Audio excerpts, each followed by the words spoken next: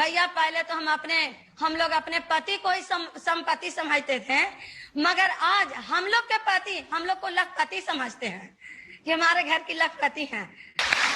नूरजहां दीदी, आपने इतना बढ़िया तरीके से बताया क्योंकि आप सारी बातें एकदम से अपने अनुभव से बोल रही है, दिल से बोल रही है। नमस्कार, आपके साथ मैं रोहित कुमार, आप न्यूज फाउंडेशन पर। बिहार ने आज इतिहास रच दिया है। पहली बार किसी राज्य के अंदर जो है करीब 75 अरब रुपए जो हैं वो महिलाओं के खाते में सीधे ट्रांसफर किए गए।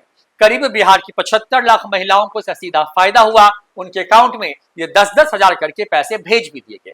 प्रधानमंत्री नरेंद्र मोदी और नीतीश कुमार की मौजूदगी में इस पूरे कार्यक्रम का आयोजन किया गया, जब बिहार भर की 75 लाख दीदियों के खाते में जो है ये पैसे ट्रांसफर किए गए, ताकि वो भविष्य में बिहार को समृद्ध करने के लिए रोजगार की दिशा में कुछ सोच सके।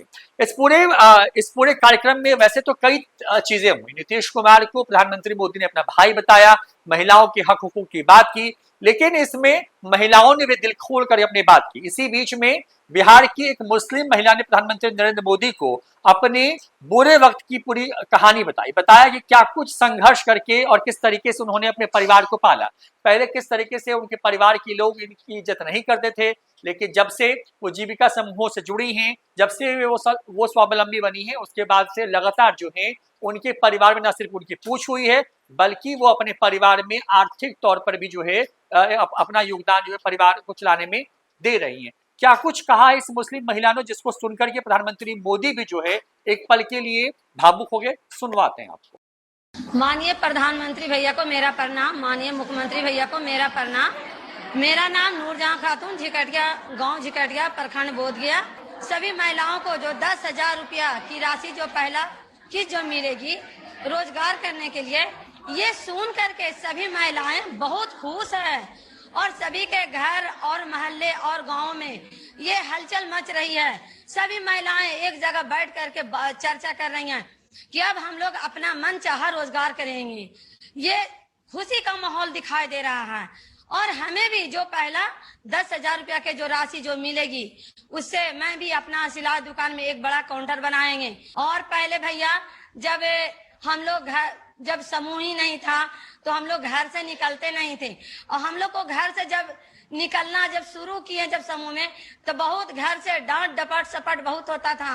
कोई के तो पति मारपीट भी करते थे और हम लोग डर से बाहर नहीं निकलते थे। मगर आज वो दिन है कि अगर कोई भी जेंट्स भैया हो या कोई भी हमारे दरवाजे पे अगर चले जाते हैं, तो हमारे घर के पति हो या कोई भी परिवार हो, सबसे पहले हमको कहेंगे कि जाइए बाहर, कोई आपसे मिलने के लिए आया। अब जब हम बाहर निकलते हैं तो हमारे घर परिवार के लोग बहुत ही खुश होते हैं कि हमारी घर की महिला जो कि बाहर जा रही है।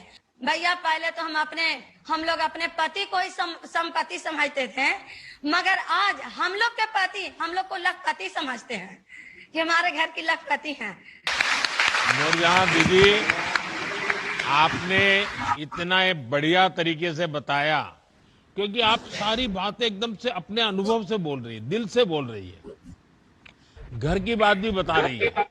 तो मैं समझता हूं कि ये हमारी माताएं बहनें सुनेगी तो उनको बहुत प्रेरणा मिलेगी।